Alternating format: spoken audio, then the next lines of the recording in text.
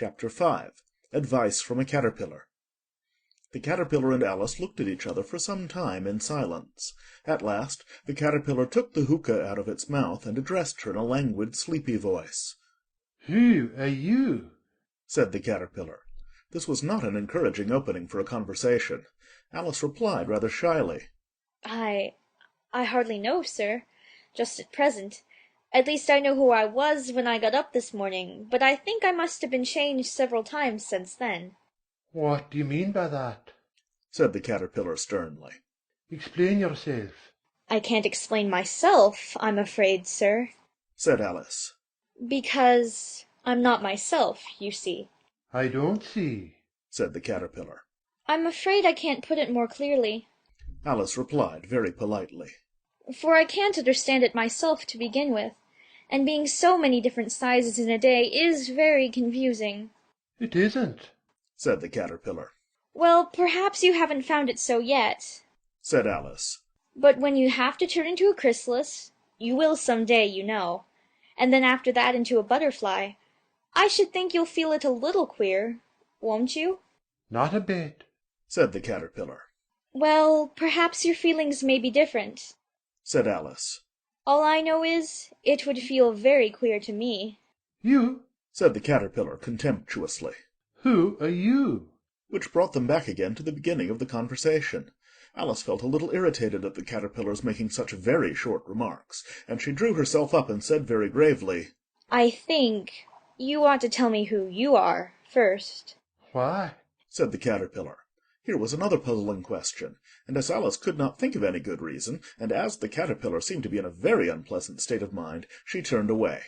"Come back," the Caterpillar called after her. "I've something important to say." This sounded promising, certainly. Alice turned and came back again. "Keep your temper," said the Caterpillar. "Is that all?" said Alice, swallowing down her anger as well as she could. "No," said the Caterpillar. Alice thought she might as well wait, as she had nothing else to do, and perhaps after all it might tell her something worth hearing.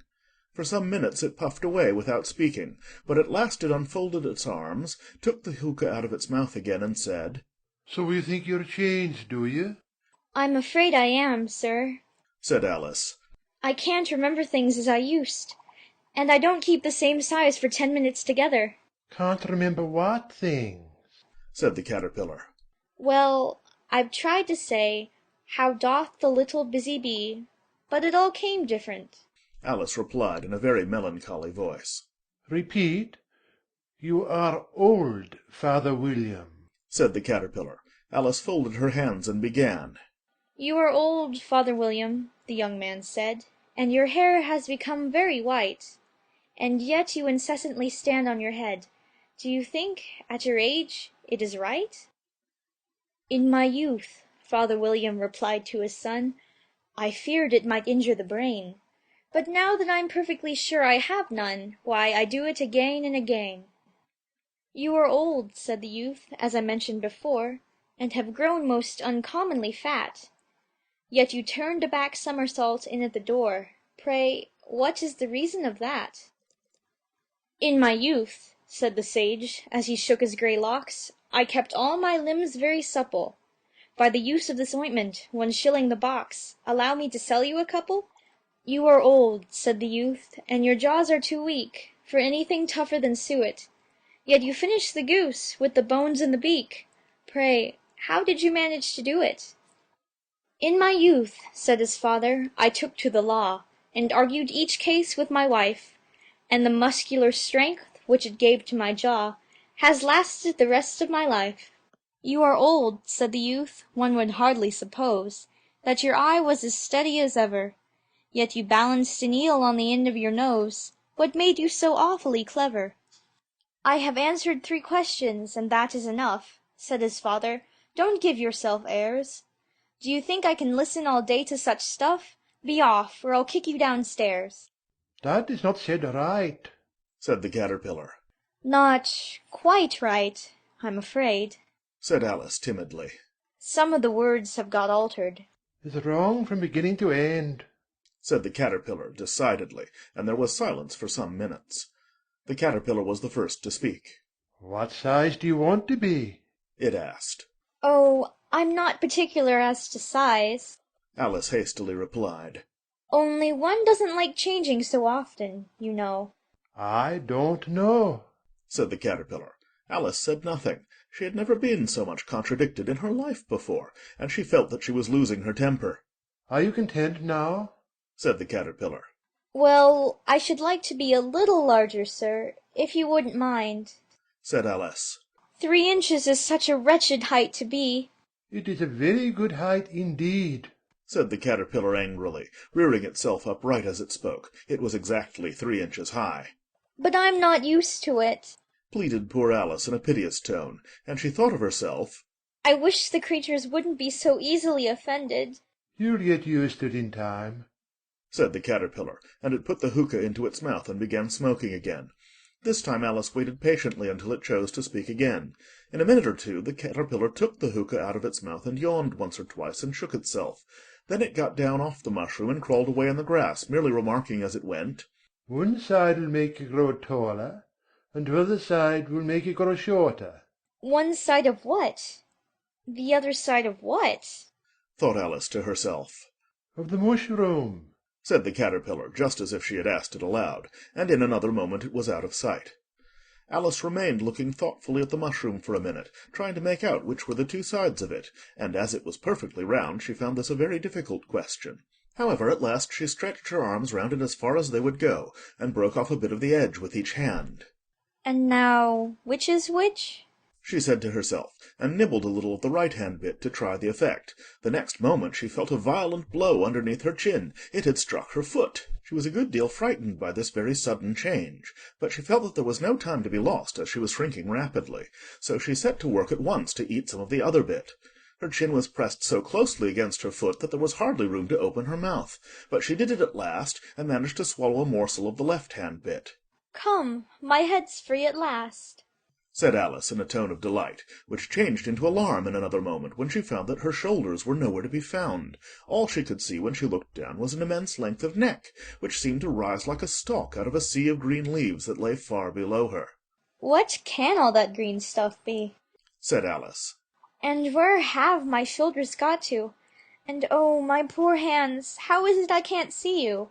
She was moving them about as she spoke, but no result seemed to follow except a little shaking among the distant green leaves. As there seemed to be no chance of getting her hands up to her head, she tried to get her head down to them, and was delighted to find that her neck would bend about easily in any direction, like a serpent. She had just succeeded in curving it down into a graceful zigzag, and was going to dive in among the leaves, which she found to be nothing but the tops of the trees under which she had been wandering, when a sharp hiss made her draw back in a hurry. A large pigeon had flown into her face, and was beating her violently with its wings. "Serpent!" screamed the pigeon. I'm not a serpent. Said Alice indignantly. Let me alone. "Serpent, I say again." Repeated the pigeon, but in a more subdued tone, and added with a kind of sob, "I've tried every way, and nothing seems to suit them." I haven't the least idea what you're talking about. Said Alice. "I've tried the roots of trees, and I've tried banks, and I've tried hedges, The pigeon went on without attending to her. but those serpents, there's no pleasing them." Alice was more and more puzzled, but she thought there was no use in saying anything more till the pigeon had finished. "As if it wasn't trouble enough hatching the eggs. Said the pigeon. But I must be on the lookout for serpents night and day. Why, I haven't had a wink of sleep these 3 weeks." I'm very sorry you've been annoyed. Said Alice, who was beginning to see its meaning. "And just as I'd taken the highest tree in the wood, Continued the pigeon, raising its voice to a shriek. and just as I was thinking I should be free of them at last, they must needs come wriggling down from the sky. Oh, serpent!" But I'm not a serpent, I tell you. Said Alice. I'm a...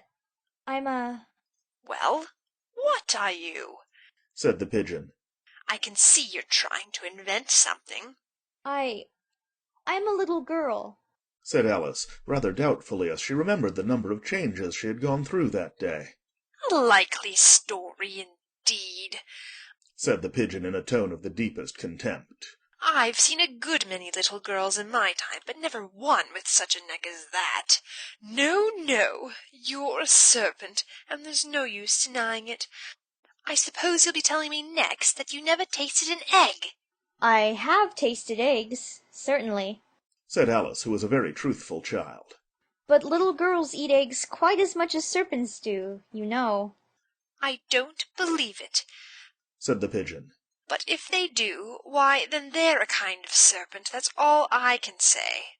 This was such a new idea to Alice that she was quite silent for a minute or two, which gave the pigeon the opportunity of adding, "You're looking for eggs, I know that well enough. And what does it matter to me whether you're a little girl or a serpent?" It matters a good deal to me. said Alice hastily. But I'm not looking for eggs, as it happens. And if I was, I shouldn't want yours. I don't like them raw.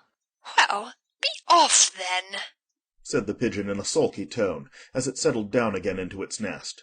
Alice crouched down among the trees as well as she could, for her neck kept getting entangled among the branches, and every now and then she had to stop and untwist it. After a while she remembered that she still held the pieces of mushroom in her hands, and she set to work very carefully, nibbling first at one and then at the other, and growing sometimes taller and sometimes shorter, until she had succeeded in bringing herself down to her usual height. It was so long since she had been anything near the right size that it felt quite strange at first, but she got used to it in a few minutes and began talking to herself as usual. Come, there's half my plan done now. How puzzling all these changes are! I'm never sure what I'm going to be from one minute to another. However, I've got back to my right size. The next thing is to get into that beautiful garden. How is that to be done, I wonder? As she said this, she came suddenly upon an open place with a little house in it about 4 feet high. Whoever lives there, thought Alice. It'll never do to come upon them this size. Why, I should frighten them out of their wits. So she began nibbling at the right-hand bit again, and did not venture to go near the house till she had brought herself down to 9 inches high. End of chapter 5.